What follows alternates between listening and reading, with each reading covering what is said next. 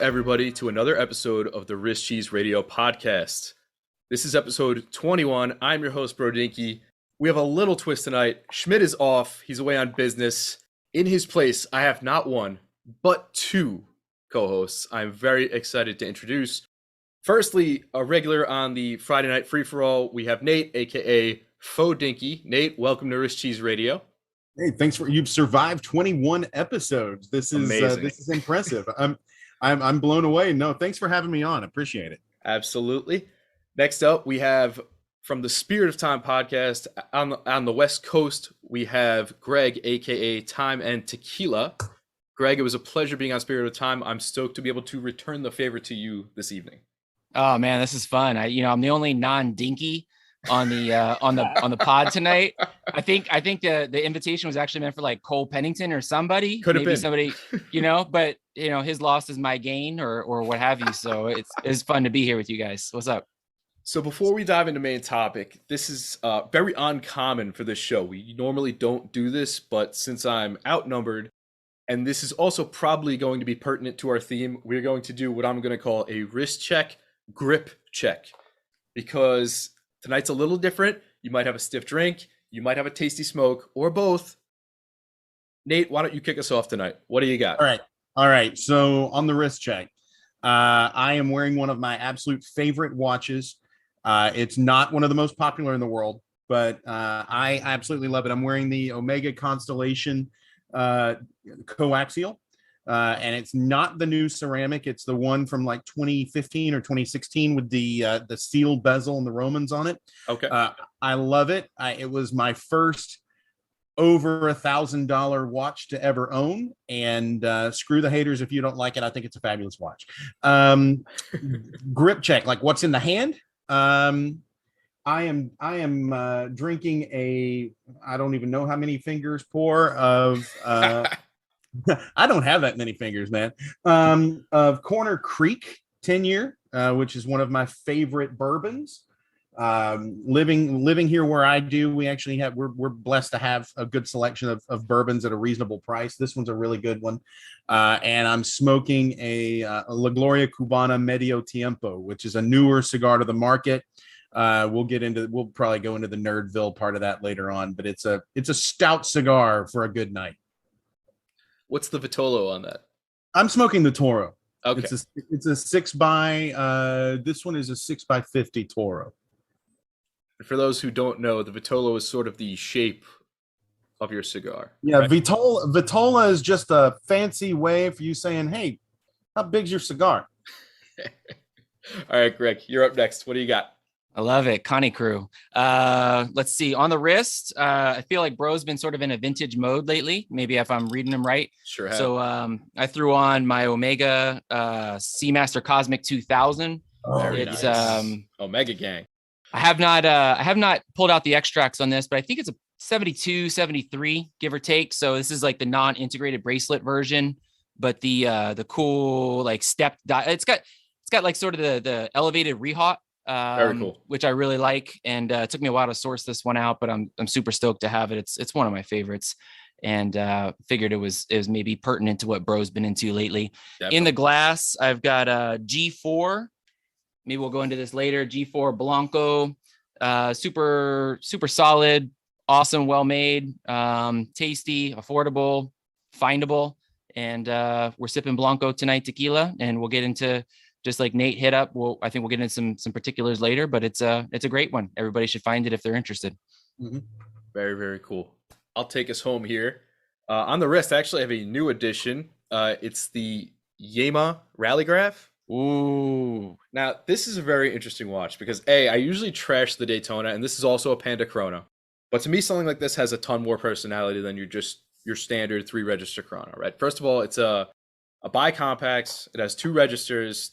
They're, I don't know what you'd call them, rhomboid. They're sort of they're some of the best looking subdials on a watch dial. I love that. Love them.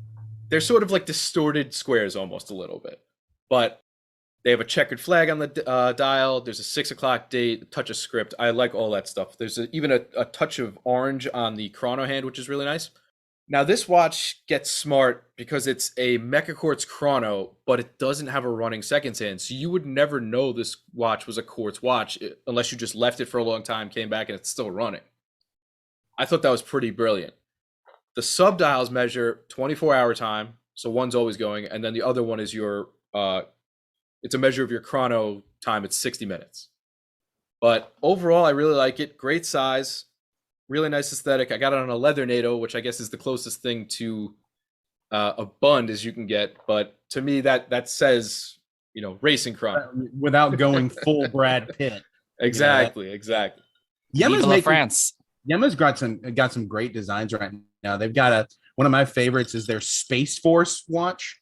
It's the Flygraph French Air and Space Force watch. They call it UTC Blue. If you get a chance, look it up. That design is crazy cool. I love that watch.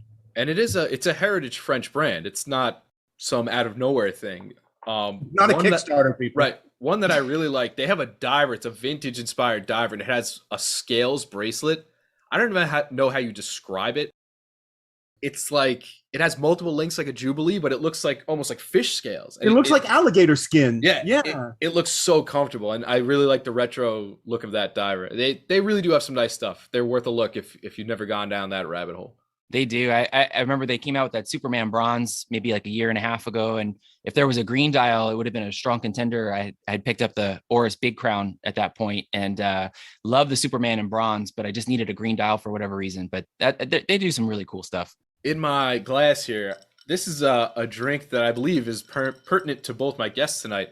It is a Paloma, which is a mix of tequila and usually a grapefruit soda.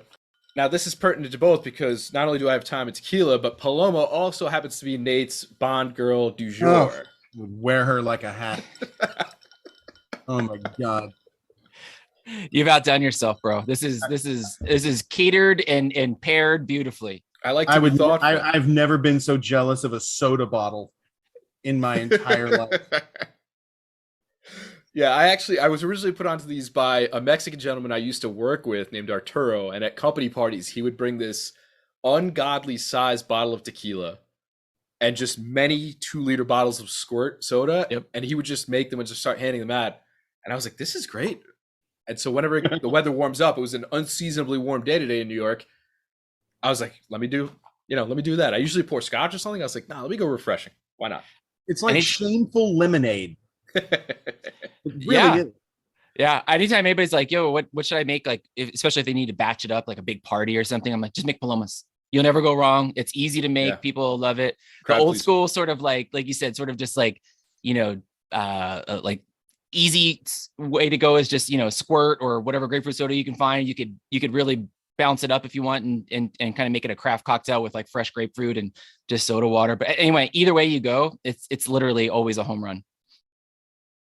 Now, if you weren't tipped off yet by the grip check, as I'll call it, this episode has a bit of a twist to it. I invited these two gents on not only for their love of horology, but because each one sort of brings a different wrinkle into the fold. If you've kept up with recent episodes of Rich Cheese Radio, or you're a fan of Spirit of Time, you've probably encountered the word bon vivant, or term bon vivant, I should say, and their relation to watches. As I explained on a previous episode, it generally means someone who has fine tastes in relation to whatever it might be. As you may know, my profession has exposed me to plenty of great food, so probably some of the best in the world. Now, I'm happy to be here tonight with two gentlemen that will parallel this in other fine areas, which, if you haven't put it together yet, we have representing tobacco and fine spirits, as well as our love of this hobby we share. So without ado, I'll let both my guests introduce themselves a little bit here. Greg, why don't you start us off? So Gregg, Time and Tequila is the Instagram handle. I think, how long has it been now? Maybe like 5 or 6 years ago, started to really dive into the whole, community and world on social. And I had in my mind 2 things that I really loved and appreciated. The watches, of course, which is which we love, and everybody here listening is obviously a part in some way of this kind of big connected watch fam. And then there was sort of the tequila, when it started, it was all tequila, but since then it's sort of branched out into agave spirits and spirits in general. But agave spirits tequila kind of community as well, which there's a pretty good community for as well. There's the bourbon community, the wine community, the beer people, and of course cigars and everything, right? So I think we'll get into what that means and how that happens. But so I in my mind, I brought these two things together with my account, wanted to interact with both communities. But it really started with watches, to be honest, because that watch community was like super obvious. Like the first time I went to a get together and everybody was snapping photos of their wrist and tagging people. And I was like, whoa. What do we do? I've got, who are these? I don't have anything. I don't know hashtags. I don't know any of these people. I had a personal account. Yeah, it's a thing, right? So I'm like, I'm going to be a part of this too. So I remember my first post specifically, my first couple were on my personal account, and I was like, wait, this seems weird. And my mom and my friend and my coworker, they don't give a shit about any of this stuff, right? So like, need to make something that's a little more, tailored to this. So that's where the account came from, which is probably a familiar story to a lot of people. And so, I just kind of ran with it and been learning a ton and just loving interacting with people. And I've, it's been something it's pushed me in ways to be creative in ways that I don't think I normally am. So it gives me sort of a creative outlet.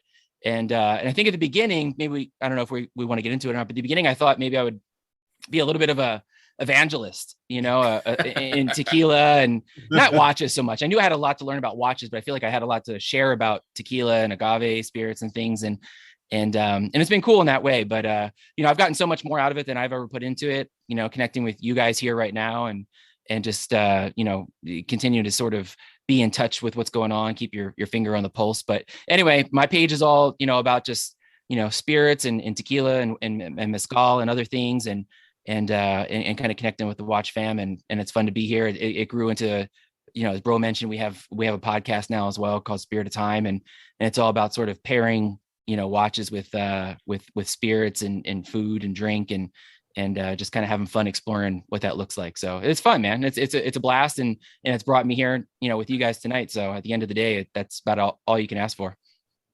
Yeah. And it's great to see kind of what you're doing with it. I actually followed you before I was even familiar personally with you, but it's a lot of fun to see what you guys do on the weekly, and you're always concocting something or between you and Matt. So it's a lot of fun. It's cool. It's, I think, early on, I didn't know what it was going to be, and which I think a lot of us probably do. Bro, you could probably say the same, and same. It's just like, it just kind of goes and makes its own, becomes its own thing. And, it's been cool to check it out. And, at the same time, I think it's been just interesting to see where it takes you. And, I appreciated the shout out on, I think it was your last episode. Maybe it was the one before that, but just kind of saying, hey, listen, I appreciate when people are doing watches and other things, which is why I think Nate and I are here tonight. But, sometimes it feels like, oh man, you're just kind of this like, oddball account that doesn't just do wrist shots every day. Right. And you're like, oh, am I weird? Or like, is this, but it brings you back to like what you like doing. And if you like doing it, then it's worth doing. Absolutely. Breaking news. It's really weird. I'm just saying. For civilians, right? For non weirdos. For the unwashed masses. So Nate, why don't you give us a quick rundown of your relationship with the tobacco industry? Oh my gosh. So I grew up extremely conservative. I had never smoked or drank anything. I was not one of those guys that snuck off in high school to go get hammered with my buddies. My number one goal was to leave the farm.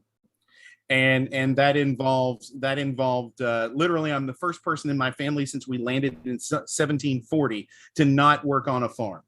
Wow. And so I didn't focus on any of that. Well, I literally studied myself into the hospital in college, and a buddy of mine took me out one night and had this cigar, and he lit it and stuck it in my mouth. Wow. And said, you're going to smoke this and you're going to enjoy this because you need to chill the hell out. And half of me thought I was going to hell and the other half won. It was, I became extremely passionate very quickly about cigars. I'm the type person that if I get into something, then I just absolutely go nuts over it. I don't like not knowing about what I'm doing. So I went crazy about it. You fast forward, and now, I've been participating in the cigar world since 2000, but I've been actively a professional in the cigar industry for about 15 years. And I've worked in several different capacities in that industry, from very small literal mom and pops all the way up to huge international conglomerates. And I've spent a lot of time in the Caribbean and Central America. I've blended, I've branded, I've done a little bit of everything in it because I really freaking love this industry. That's great. It's part of my life, because much like, we talk a lot about this on Friday nights, bro, where the whole watch thing brings some people together that otherwise would not necessarily have a circle. Sure. And cigars literally do that. And they taught me about that for, when I was a kid, I would go to the barber shop with my grandfather, and he would go every Friday, even if he didn't need a haircut. And I would sit around and I would watch all these old men smoking cigarettes and telling lies and drinking beer, not even getting haircuts. And fast forward, and now that's the modern day cigar lounge. That's the modern day cigar shop. Now, for full disclosure, I have nothing to do. And for those of you who are listening that may not understand that there are delineations, I have nothing to do with cigarettes. I have nothing to do with anything that you're going to purchase necessarily in like a gas station or a glass shop or anything of that nature. That's not what I do. I do completely hand-rolled premium cigars. And that's what I've always done. But it's always been just a passion of mine. And when I started this, when I started Fodinky, it was literally as a joke. Because and that's with 3 E's, because there's some Italian woman that spells it properly that really wants to hang on to that account. So Trisha de la Pizza, have fun. But it's one of those things where I did that simply because my personal Instagram, as it were, was that and work. And much like Gregg was saying, people on my personal side, my family wouldn't understand why I'm taking a picture of a wrist or why I'm taking a picture of a bottle of cologne or whatever alongside a Tudor. Who cares? But you weirdos get it. So I was glad to create that and kind of create a second ecosystem for other things that I'm passionate about. Very cool. All right. So now that everybody kind of has an idea of who we all are by now, I think we can all agree that sort of the appreciation of fine things is somewhat contagious, right? How many people like cigars that also like whiskey, or vice versa? How many people are into watches that will go to great lengths for a superb cup of coffee? I mean, I've seen some people do painstaking stuff, and at the end they're so proud of that cup, and they take their shot with the watch, and it's their thing, right? Mm-hmm. So we see it with a lot of things. We see it with wine, art, cars. Like the list appears to be endless at times with regard to, I guess, people's parallel interests alongside watches. My question to you both, I guess, first is, was it watches that came first? How did you make a jump from, let's say, one thing to the next, whether it was watches or cigars or spirits, what it might be? So Nate, why don't you kick us off on this? Well, cigars, like I said, that started back in 2000. I got married in 2001. My then girlfriend and I, who became my wife, we started dating in 98. I had always worn a Casio F91. All right. That was my watch. It was the same watch I had when I was 9. And that's just the watch that I was wearing all through college. It got literally busted to hell, and it had a Velcro strap on it that reeked so badly of body odor that my wife finally made me throw it away. But she replaced it with this two-tone quartz Seiko that she bought for me for our engagement. She bought it. It was her wedding present to me. And it's funny looking back on it because it's so extremely 90s. It's got those links that just scream out 1990s. I still have it. It still runs like a tank. But it was one of those things that I wore it and I appreciated it. But then I made a mistake. Years later, where I was in, it's a smaller watch, and I was in a department store, and we happened to walk by the case of watches, and I looked at my wife. I had a little money in the pocket, and I said, I think I'm going to buy a new watch. Ruh-roh. And she goes, well, why do you need one? I said, well, I really don't, but those just look nice. And it's a little bigger, and I don't want to beat this one up because you got it for me for our wedding, and it's memories and blah, blah, blah. Really, I just wanted to watch, and I sold it. I sold getting a new watch to her. And I bought this like 42, which I still have this one. This like 42 or 43 millimeter Citizen Echo Drive, which for me, $300 on a watch at a department store was like the most ridiculous expenditure I've ever experienced, but I liked it and it made me feel good. And I wore it to every business encounter. I wore it all the time. And then, like I told you about cigars, if I get into something, I start studying about it. I start reading into it. I start looking into it. And then I discovered there are other watches out there, and they are even nicer. And you probably want to learn about these watches, dummy.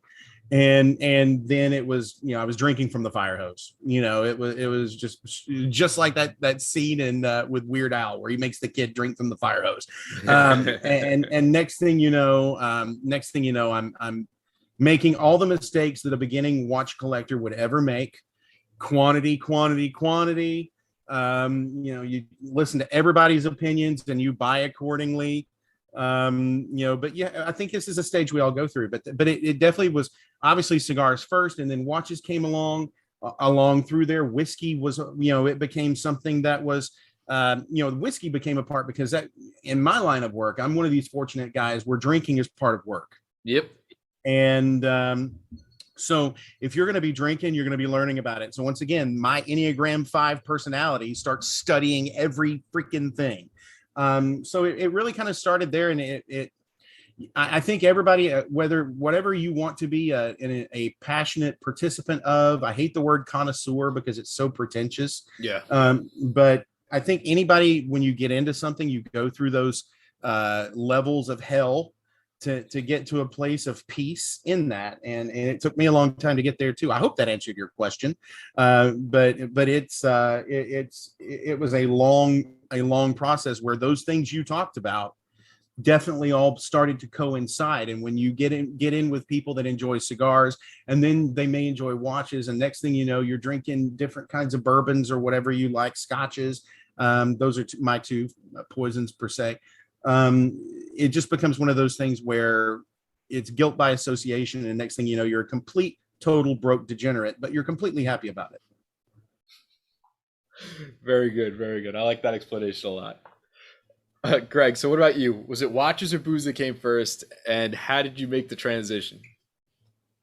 It was probably booze first. Although, if I had to be really honest, I think there was definitely watches throughout. Like I can't sit back and say like when I was 8, I had an Iron Man, and that like set off this lifelong journey, but I did. I had an Iron Man, right? But for a long time, I just had a lot of like fashion watches. I would get a watch from like, my parents for Christmas or whatever. A lot of like, Scoggins and things like that, whatever. And at some point for like high school graduation, I got a Seiko Kinetic. Again, like Nate said, very 90s. It's awesome. I still have it too. It needs a new capacitor, but it's like a titanium and like 2-tone, and it just screams like late 90s. But it had a sapphire case back, and although it's kinetic, right, it has a rotor. So like I'm like, whoa, this is cool as hell, right? Like this, not only is our watch is cool, but like there's like things I can see and moving parts, and started sort of really setting the stage, I guess, for kind of diving deeper into it. So had a couple of Seiko Kinetics for a while, still kind of messing around with the fashion watches.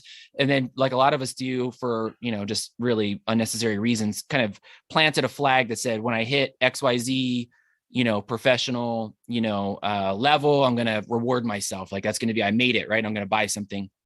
And so I didn't do like the typical, I shouldn't say typical. I didn't do like sort of the very familiar story of like, I got an SKX and then started messing with this and, started waking my way up. Like I just waited. And I just dove right in. Like, that's when I got my 16710, my GMT Master 2. And that was supposed to just be like the watch. That was supposed to be the one. That was it. God, right. Man. Right. It's just like, that was like the thing. That was no more. Nothing else was necessary. I justified it to myself. And so I dove right into the deep end in that way. And we had my daughter was born just around that time. And some friends of ours that lived close by stopped in. And he was way into the watch fam at this point, particularly in the LA scene, the LA watch gang, and some people that are still sort of active. And he saw me because we interacted, a bunch of times before that, but he saw that I had that on the wrist at that point. And he's like, what'd you do? What's on your wrist? Where'd you get that? And I was like, oh yeah, somebody noticed it, right? Like, oh shit. And he's like, you need to come to one of the get-togethers. So I'm like, okay, I don't know what any of this means, but yeah, let's go. Like, take me to this secret club. I'm ready to go to Fight Club.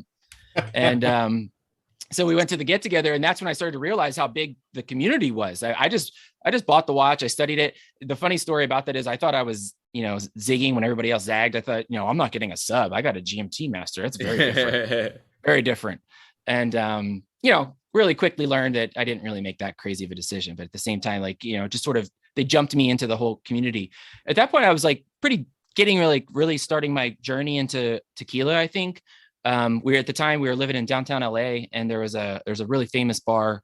There's one in Texas too, in Austin, I think. So some people might know it's called Las Perlas, a crazy good back bar. And they only serve Mexican spirits and beer. So there's no gin, there's no vodka. I mean, you go in there, you're either drinking tequila or mezcal, or you're getting a Pacifico, and you're going to deal with it. And you're going to be happy about it.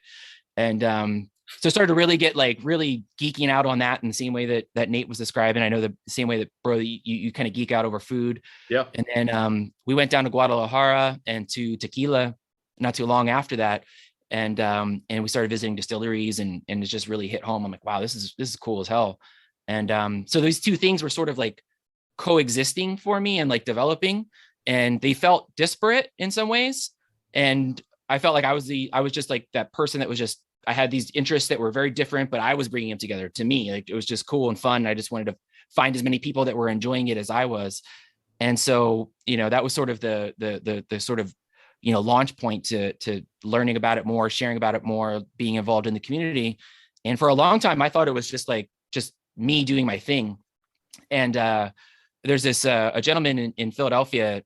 He's a restaurateur and a tequila brand owner. His name is David Soro, and his restaurant is called Tequilas. It's on Locust, I think, right in Center City. And been a big fan of his for a long time. And I went in,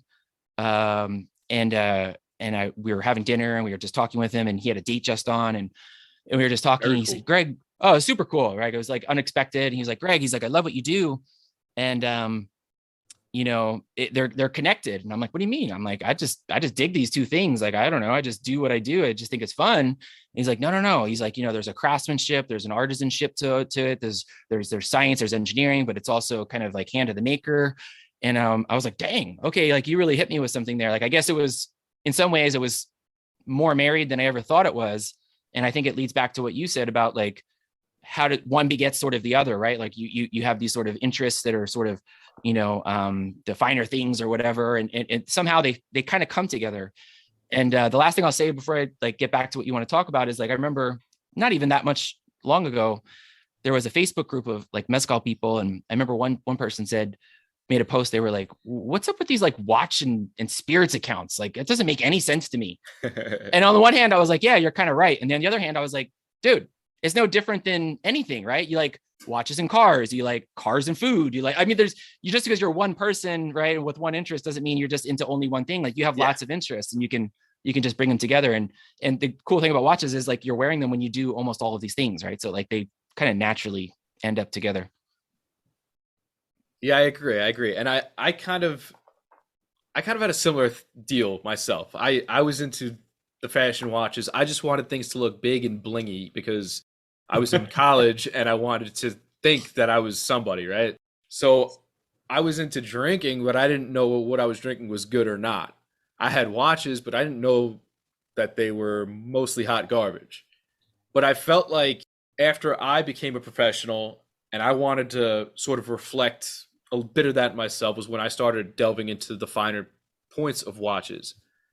And also from there, I jumped to, well, I'm a man, I'm in my 30s. Maybe I'll try cigars and I'll see what I like. Maybe I'll try different whiskeys and things that I can try them straight and they don't taste like rubbing alcohol anymore. I'm not drinking the bottom of the well in college. And it's just funny how it sort of unfolds, and you try another thing, and you develop that sort of palate. I don't want to come off too pretentious, but you develop sort of that palate, and you figure out what you like, and you're like, hey, I get it. And it just kind of snowballs from there. And so I had a very similar experience, so I could definitely appreciate that. I think there's something. I think there's something though to it as well. I joke with my friends about your appreciation of the finer things. It directly coincides with the amount at which you don't give a damn. I agree with that. And I think one of the, like, take cigars for example. Like, there was a time when I first got into cigars that I only smoked cigars with my buddies while we were smoking cigars, and then over time, you go through life and you have life experiences, and some stuff beats you down, or at least you learn from it. And after a while, like, all you want to do at the end of the day is go sit in a quiet space and smoke a cigar and enjoy it. And I think you reach a different level when you reach that point where that's what you do when no one is watching. And I think that just comes with time and maturity. I think that's a great point. Right.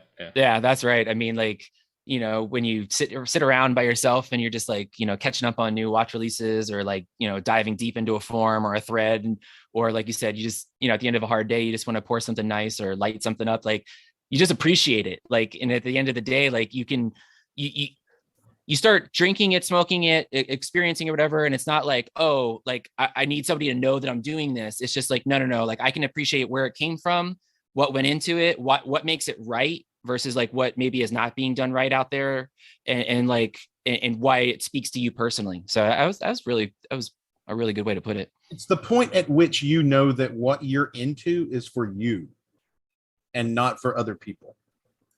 And I think that's a great segue, because I wanted to touch on stigmas that sort of permeate hobbies as a collective overall, right? Especially ones that can get expensive. And for example, I think whether it be hobbies, areas of interest, what have you, I think a lot of people automatically assume monetary value equals quality, and that they automatically go hand in hand, or that a well-known brand is automatically better than maybe some of the lesser knowns or the up and comings or the independents. And I'll throw you an example off the bat from my own background. Is people always ask me, oh, what's a good steak? And I'm like, well, a good steak can be any cut as long as it's seasoned well, it's cooked right, and the quality of beef is good, right?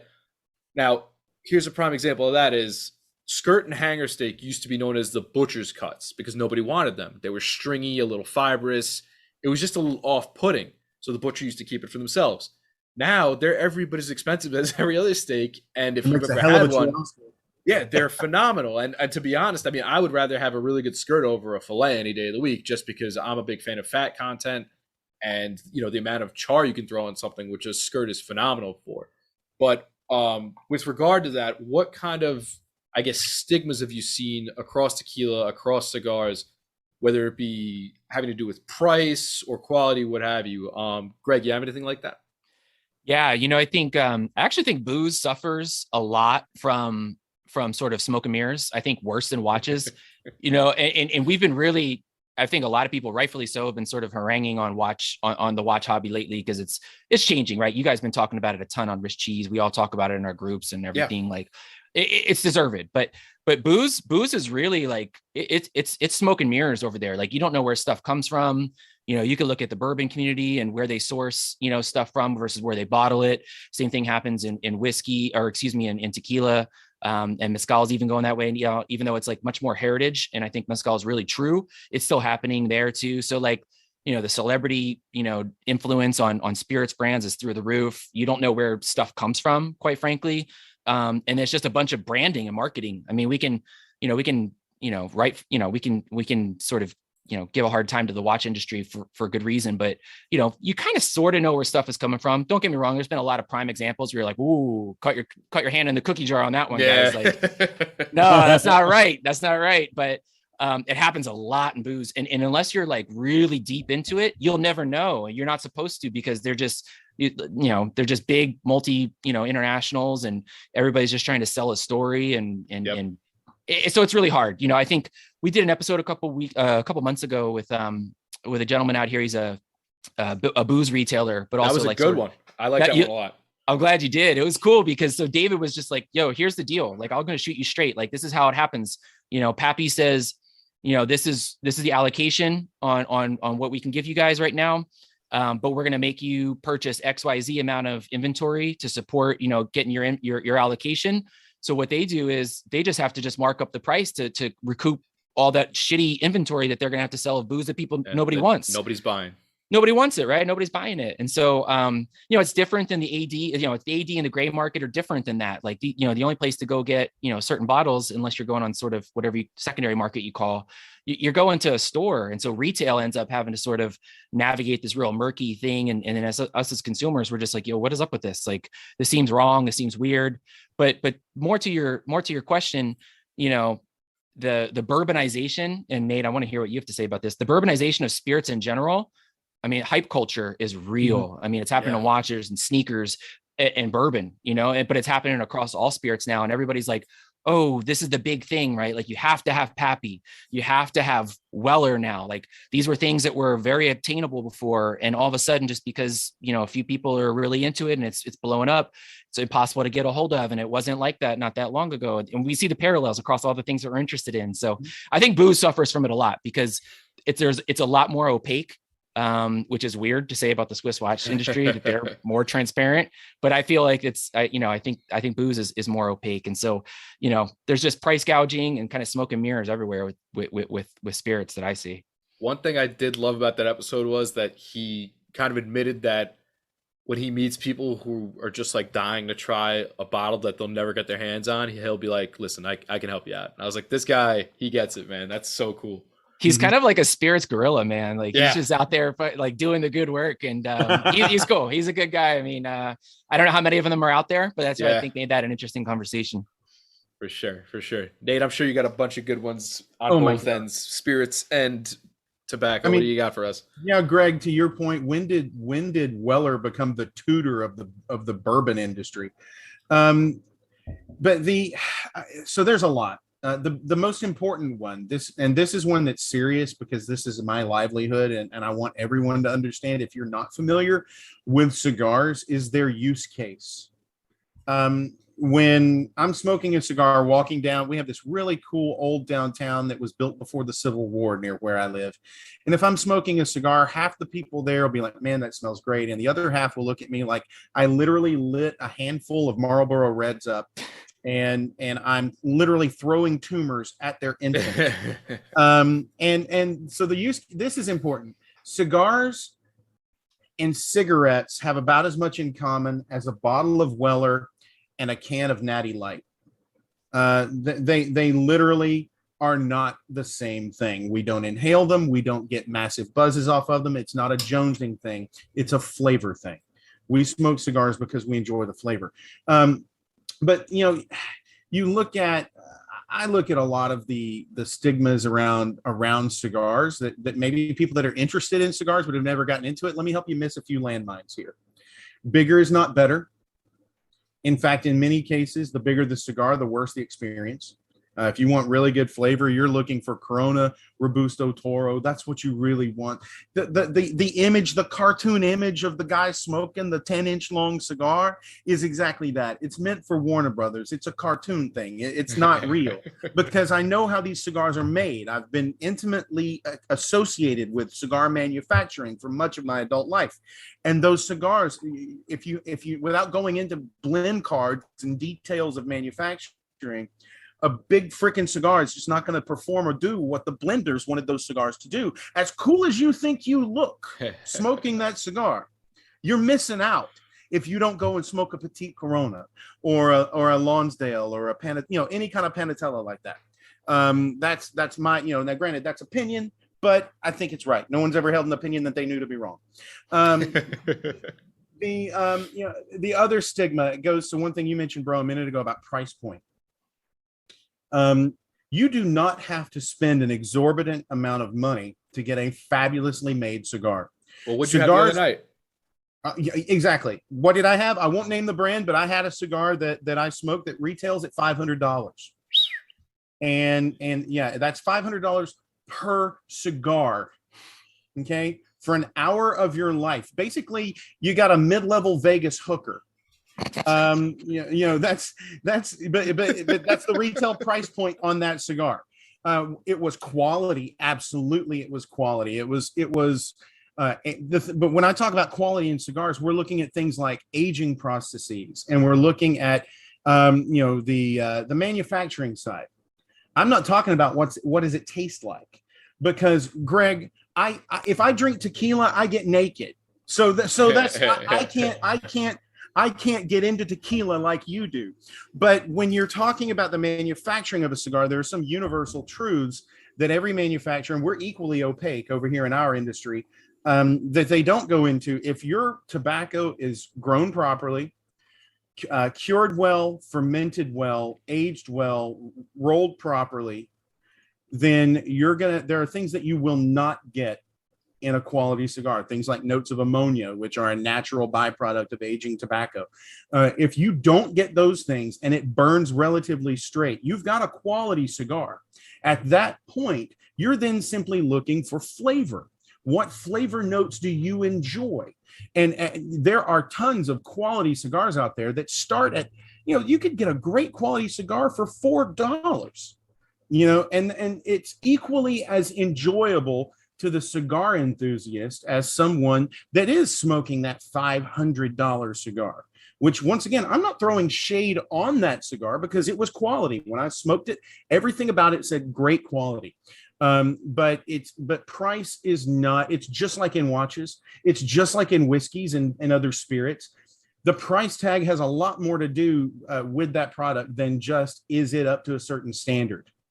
Because at the end of the day, a Lamborghini and a Toyota Corolla are going to get you to the same spot. They got 4 tires and a motor. There's just different costs involved. So there's a lot that goes into it. Some of it, we're fighting a very important battle right now with public perception and the federal government in our industry, that, literally portions of their survival, portions of our industry hang on the outcomes of these fights. Luckily, my company has been around for a very long time, and we're fortunate. But I will say that the perception part is a big deal about that. But when it comes to those stigmas and misconceptions and all of that, so much of the rest of it is just like watches. It's just like in the spirits industries, where your enjoyment is the most important thing. And if I were to walk into a humidor with any one of you at any given point, and you look at me and say, "What should I smoke?" I would basically say yes. Go and try it all and find, a dozen brands or blends that you love, and thank you for enjoying cigars. If you smoke a cigar, it doesn't make you a baller. Just like if you're wearing one of Bro's old blingy watches, or you're trying to find that bottle of Pappy that no one can ever find, it doesn't change your life in any way. You just have to find that amount of enjoyment that A, you can sustain in terms of investment, and B, that you appreciate for yourself. It's why I was talking about when I'm sitting out here in my cave enjoying a cigar, there's not a single person in here asking me what you're smoking, and they're not asking for recommendations. They're simply, I'm enjoying that for myself. Hopefully that gets to the spirit of, because there's so many stigmas, we don't have time. But those are some of the bigger ones that stick out to me. It's funny. I would even, if I look specifically at tequila and then mezcal kind of together, but separately, with tequila, I would say, like, the more you spend, the chances of you getting kind of an inferior adulterated product are higher. And so, I think there's this I think maybe what you were getting at too, bro, at least in terms of the tequila industry, was like, oh, okay, how do I spend the most to get the best? And in tequila, you actually hit this point of like diminishing returns above a certain level. Above a certain price point, like, everything's really kind of bastardized and sort of kind of tailored to be, a profile that's like super not traditional and very like consumer friendly, very Americanized palate, to be really frank, right? Like, how do I catch the whiskey consumer, that might have a passing interest in tequila? And so at some point you really are overspending for no good reason, especially if you're trying to really understand what tequila is. On the flip side, like, you have to hit a certain threshold because the price of like the raw material is sort of high. And so, like, if you're spending, let's say, under $20 for a bottle, you're probably buying some real crap. And like, you might be like supporting some really like shady practices. So like, there's the middle ground of like medium to high that you should be like looking at, and anything too high is probably not really well worth your time or your treasure. And anything too low, you're probably just going to end up with that headache that everybody worries about. With mezcal, it's sort of settled into like, there's like a price band, and basically anything, above a certain point, $30 or $40 is probably decent. And then it kind of caps out. Like there's no age statements on it because it's not an aged product. So like your most expensive bottles are $200 or $300.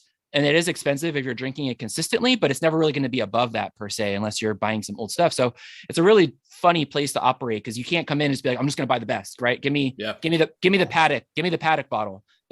Like that's crap. Like, you're not really drinking it. You're just kind of trying to make a status symbol, I guess. That's an interesting point though, about the kind of the Goldilocks zone of price. Because when in our industry, I would say it's about $8 to $12 per cigar, and the competition in that window is super tight. You're really not going to find one that's improperly made for the most part. Below $5, be careful. But 99 out of 100 people on the flip side are not going to be able to show you the difference unbanded between a $20 cigar and a $50 cigar. Sure. They're just not going to be able to. I will add one other stigma, bro, that I thought about. I wrote this down and I forgot about it a minute ago. Let's talk about Cuba. Cuban cigars in the 1950s were the best cigars in the world. That was 72 years ago.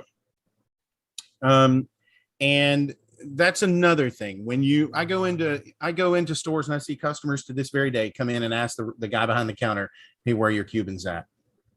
They don't have them. Yep.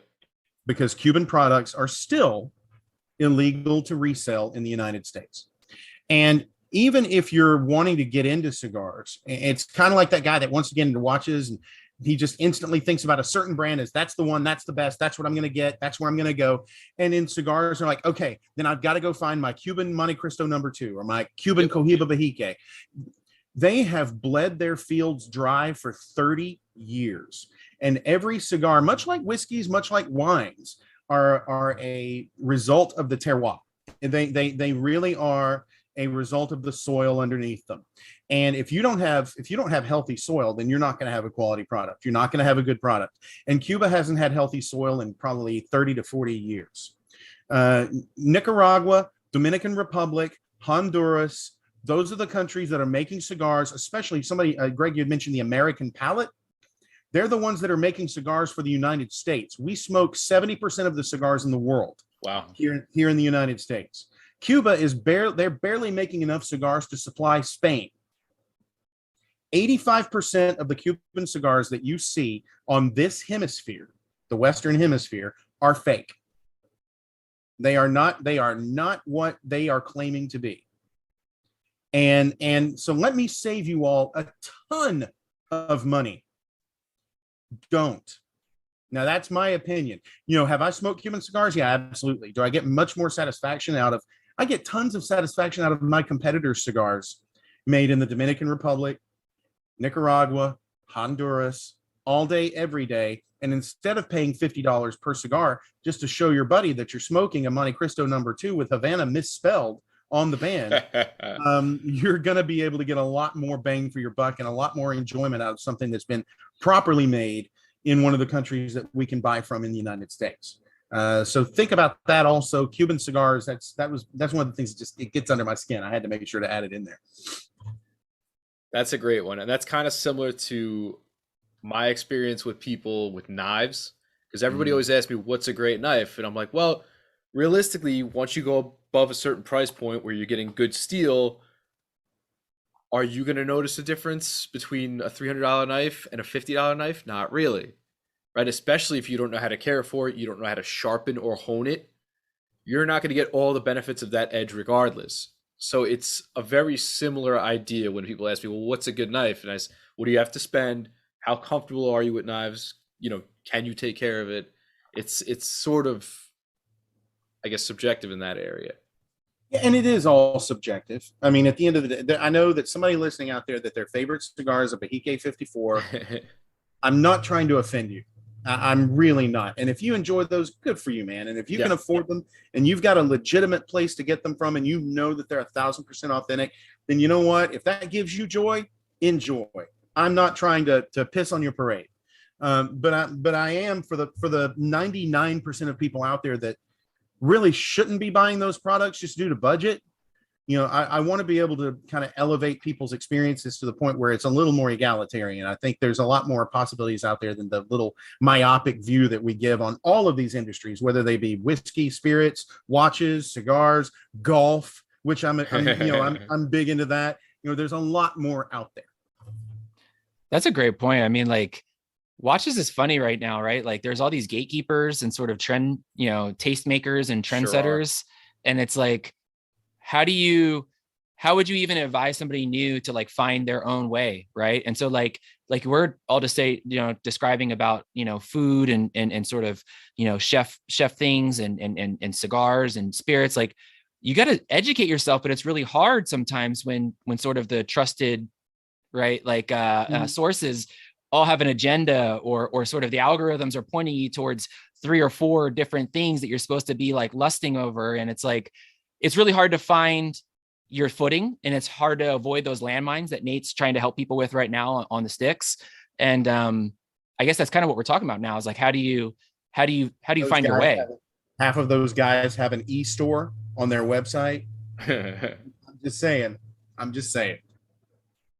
Yeah, and I think that ties me into the last thing I want to talk about here is I think getting into a new area of interest is very daunting, especially in the age of the internet. And I know for myself, and I think everyone, that watch collecting can get very expensive very fast.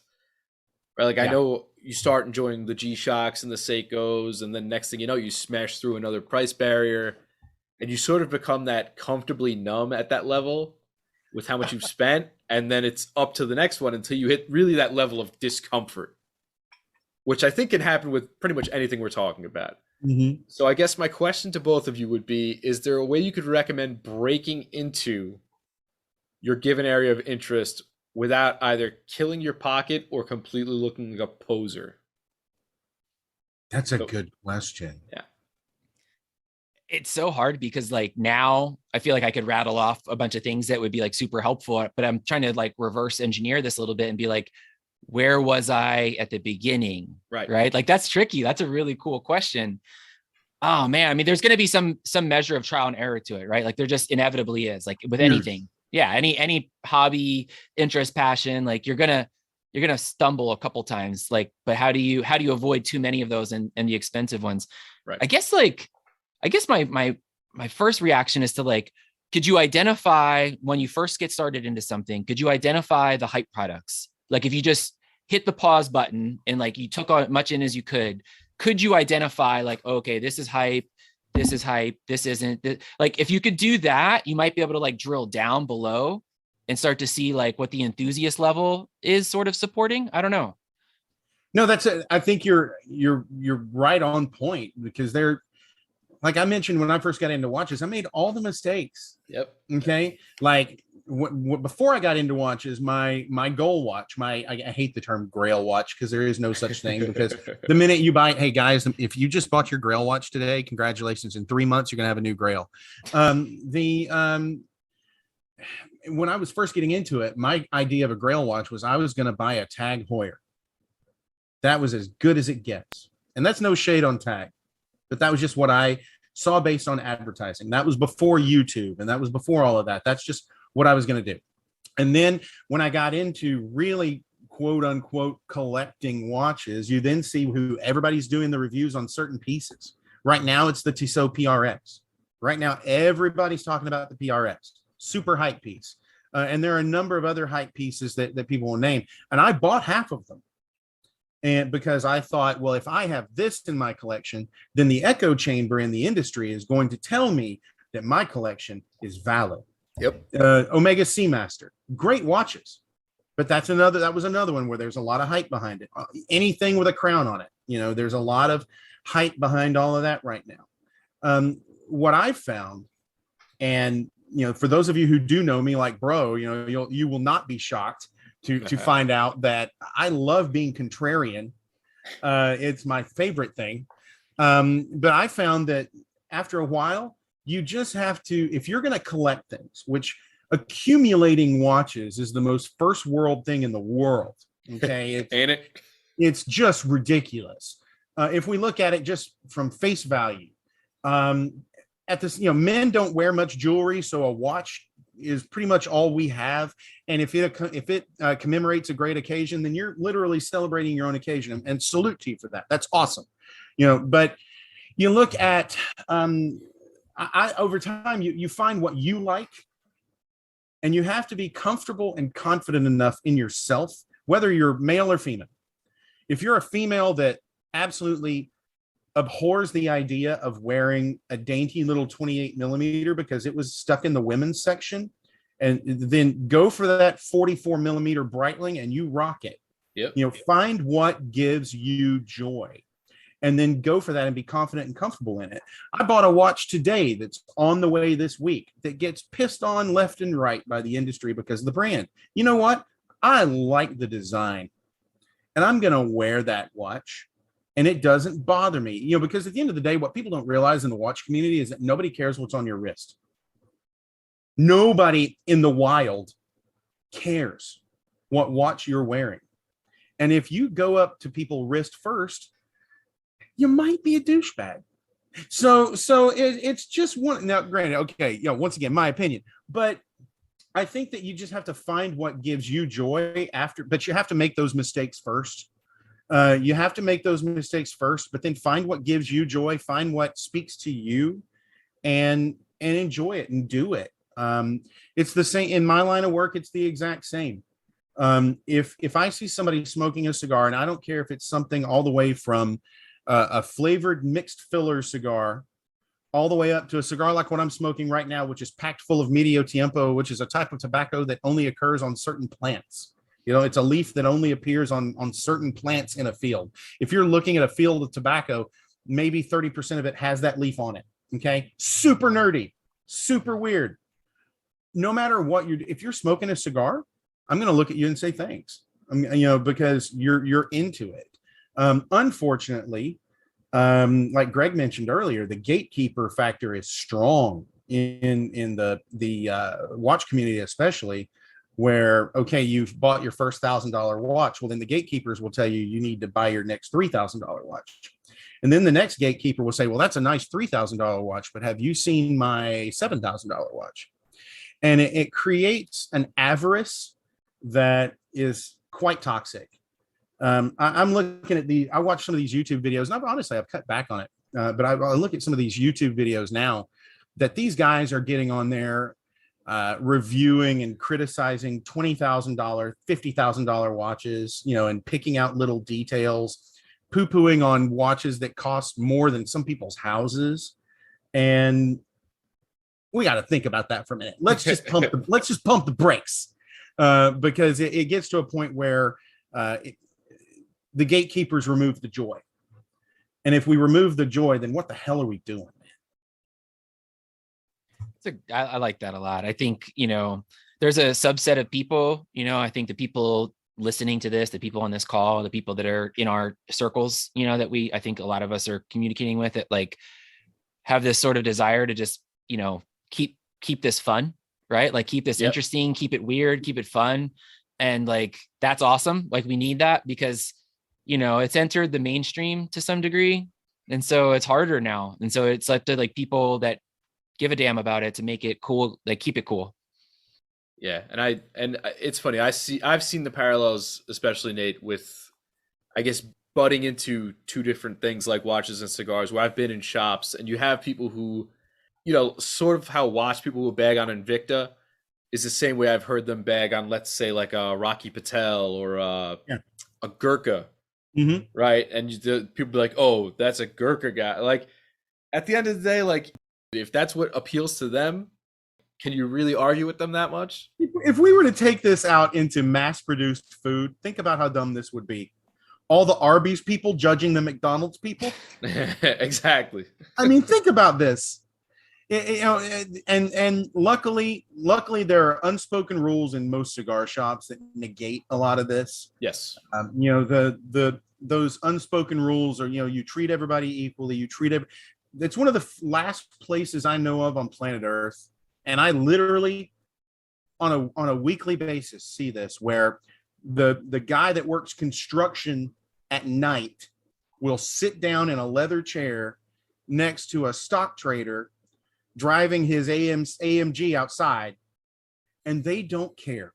Yep. They get along great. I was at I have been to more cigar shop funerals of old guys that had been there for 20 years and finally passed away. And these are dear friends. These people, I was going through a really tough time in my life a few years ago. And there's a cigar shop owner in another state that I called him just to talk to him. I look at my retailers as friends, a number of them. I called this guy just to talk to him, and he said, look, and he has this amazing, Southern accent, which I'm from the South, and his is just brilliant. But he looked at me and he told me, he said, well, look, if you are in a spot where you need help, you can come work for me, and I'll pay you what I pay me, no questions asked, and you leave when you need to, because that's what friends do.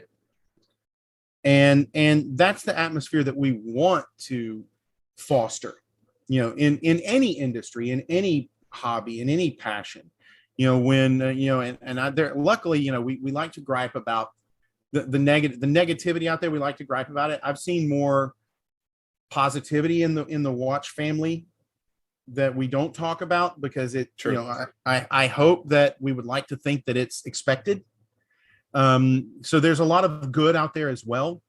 But the fact of the matter is, there are a few of those gatekeepers in every line of enjoyment and every line of passion. And I think we just need to, I think the biggest thing to take away from all this, at least what I'm trying to say, is if you're passionate about watches, if you're passionate about, whatever, if you see a gatekeeper, gatekeep them.